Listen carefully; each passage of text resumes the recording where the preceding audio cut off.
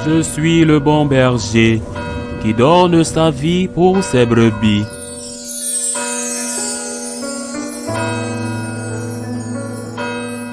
En ce temps-là, Jésus, voyant une foule autour de lui, donna l'ordre de partir vers l'autre rive.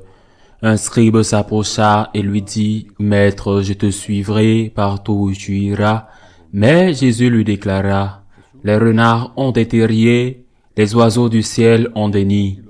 Mais le Fils de l'homme n'a pas d'endroit où reposer la tête. » Un autre de ses disciples lui dit, « Seigneur, permets-moi d'aller d'abord enterrer mon Père. » Jésus lui dit, « Suis-moi. » Et laisse les morts enterrer leurs morts.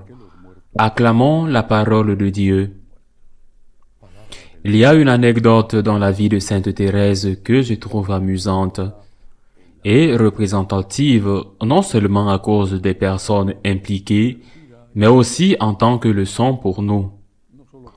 Une noble très importante à la cour de l'époque où vivait Sainte Thérèse, dans un de ces moments de spiritualité, décida qu'elle voulait devenir moniale. Eh bien, elle n'avait pas eu une vie très ordonnée. Le fait que pour la dame, pour se lier d'amitié avec Sainte Thérèse, lui fit construire ou adapter un palais dans l'un de ses palais. Un palais dans lequel elle vivait, lui a fait construire ou adapter un couvent pour les moniales dans un de ses palais, une fondation, et elle s'est réservé une chambre à côté de ce monastère. Enfin, plus d'une, j'imagine, parce qu'elle voulait être une moniale, mais elle voulait garder ses servantes, c'est-à-dire être avec les moniales sans être une moniale. Il y a eu un moment. À un moment donné, cette dame, cette noble femme, a dit à Sainte Thérèse qu'elle aussi voulait recevoir les pénitences. Elles étaient données avec une sorte de fouet. Ça s'appelle un flagellum. Les moniales se flagellaient. Qu'elle aussi voulait les recevoir, mais qu'elle se sentait très faible et que, si elle se donnait les coups, elle n'aurait pas la force de le faire parce qu'elle se sentait très faible et que si elle se donnait les coups, elle n'aurait pas la force de le faire parce qu'elle n'avait pas la force de le faire. L'histoire raconte, si elle n'est pas authentique, elle est certainement parfaite, que le saint prit le fléau et lui donna quelques coups. Le fouet sur le dos nu de cette noble femme castillane, bien donné, et cette femme s'est mise à crier de désespoir parce qu'elle n'avait jamais souffert d'une telle douleur. Et alors, la sainte a arrêté la pénitence et lui a dit, « Madame, si vous voulez être une princesse, soyez une princesse, et si vous voulez être une religieuse, soyez une religieuse. Mais ce que vous ne pouvez pas faire, c'est être à la fois princesse et religieuse. » Cette anecdote de Sainte Thérèse m'est venue à l'esprit en lisant l'Évangile aujourd'hui. Ce jeune homme dit, « Je te suivrai, où que tu ailles. » Et Jésus dit, « Mais tu sais ce que cela signifie, parce que si tu veux me suivre, où que j'aille, tu dois tenir compte de ceci. Les tours ont des terriers. Les loups ont les terriers et les oiseaux du ciel ont des nids. Le Fils de l'homme n'a nulle part où poser sa tête. » Et un autre dit, « Je te suivrai, mais laisse-moi d'abord aller enterrer mon Père. » Ce qui est naturel, humain, logique. Mais le fait est que les enterrements étaient suivis d'une fête. Une fête où le chagrin se mêlait à d'autres choses, qui durait au moins une semaine. Et Jésus passait par là pour voir où il pouvait le trouver. C'est-à-dire que c'est comme si le jeune homme lui disait, « Je te suivrai, je serai prêtre, mais laisse-moi d'abord finir mon diplôme. Enfin, laisse-moi d'abord avoir une petite expérience de la vie, avoir une petite amie, avoir une petite amie. » Et le Seigneur lui dit, « Si tu ne le fais pas maintenant, demain tu auras probablement d'autres excuses, de nouvelles excuses, qui finalement ne font que te justifier parce que tu n'oses pas dire non et tu dis simplement « demain je le ferai ». On ne peut pas suivre Jésus si on ne se donne pas entièrement au Christ. On ne peut pas suivre Jésus à moitié. Si tu veux être une princesse, alors sois une princesse. Et si tu veux être une nonne, sois une nonne. Ce que tu ne peux pas être, c'est une princesse et une nonne en même temps. Ce que tu ne peux pas faire, c'est dire « je veux suivre Jésus » et puis ne pas avoir de temps pour la prière. Comment tu peux suivre Jésus comme ça? Je veux suivre Jésus et puis vous ne trouvez pas le temps d'aller passer du temps avec lui dans le tabernacle.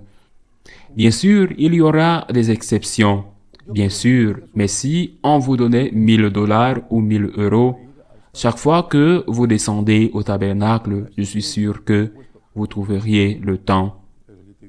On ne peut pas suivre Jésus, vouloir le suivre et ne pas y essayer, de toutes ses forces, de collaborer avec la grâce, de mener une vie cohérente avec cette suite. Quand ils viennent à nous, eh bien, il y a une première sélection, dans laquelle nous nous rendons compte si cette personne en vaut la peine ou non. Peut-être que Dieu l'a appelée, je ne sais pas, mais nous devons voir si elle en vaut la peine ou non. L'un des critères, ce n'est pas le seul, mais l'un des critères que nous utilisons est cette personne est-elle capable de travailler? Cette personne est-elle capable de servir? Cette personne est-elle capable d'aimer? Parce que si un maître, quelqu'un qui attend que tout le monde lui donne bien sûr, chez nous, il n'a pas sa place. Parce que nous sommes une famille de travailleurs, d'ouvriers dans la vigne du Seigneur. Et parce que nous devons beaucoup travailler, alors, si vous êtes de ceux qui disent « Je veux que quelqu'un me nettoie, que quelqu'un me lave, que quelqu'un me repasse, que quelqu'un me fasse à manger et que je reste assis toute la journée, alors trouvez-vous une autre place parce que ce n'est certainement pas la place qu'il vous faut. » Je me souviens d'une anecdote avec un de ces candidats. Ça a duré une semaine. Je pense que, ou je ne pense pas que ça ait duré une semaine. Le premier jour, il m'a dit, j'ai l'habitude de lire la presse et je veux que vous me fassiez un abonnement au périodique journalier, aux journaux d'Espagne et de mon pays des revues. Eh bien, le deuxième jour ou le troisième jour, il m'a dit, je trouve ce lit un peu petit et j'ai besoin d'un lit beaucoup plus grand et d'un meilleur matelas parce que je trouve celui-là un peu dur. Eh bien, un autre jour, il m'a dit, la nourriture est bonne, la nourriture est abondante, mais j'ai l'habitude de manger le meilleur de meilleures choses. Et la goutte d'eau qui a fait déborder le vase, c'est quand un pilote de Formule 1 de votre pays a couru. Je ne veux pas dire cela, mais il sera facile d'imaginer lequel. Et qu'il a couru sur le circuit dans la compétition qui se déroulait à l'époque à Barcelone, en Catalogne. Il m'a dit, j'aime beaucoup suivre ce pilote parce que dans mon pays, c'est un personnage. Alors, payez-moi le billet et l'hôtel parce que je vais aller à Barcelone. Nous étions à Madrid pour le voir courir dans la compétition. J'ai perdu patience et j'ai dit, tu sais quoi? Tu vas y aller. Tu vas y aller, il n'y a pas de problème. Tu vas payer, bien sûr, mais tu ne reviendras pas ici. Ce n'est pas ta place. On ne peut pas jouer avec le Seigneur. On ne peut pas le dire au Seigneur, et pas seulement dans le cas d'une vocation, mais dans tous les cas. On ne peut pas le dire au Seigneur, je veux te suivre, et remplir son cœur de sentiments si nobles. Je veux te suivre, et même verser des larmes, et puis ne pas pouvoir prendre un balai et balayer. faire la vaisselle, repasser une chemise ou passer un peu de temps devant le tabernacle. On ne peut pas être nonne et princesse en même temps. Si on veut suivre le Seigneur, il faut se mettre au travail et faire ce que le Seigneur nous demande. Sinon, suivre le monde, suivre le diable, il va vous donner des avantages qui vont se terminer, et pas seulement à la mort, mais ici sur terre. Mais si vous voulez suivre le Seigneur, n'oubliez pas ceci. Vous ne pouvez pas être une nonne et une princesse en même temps. Ainsi soit-il.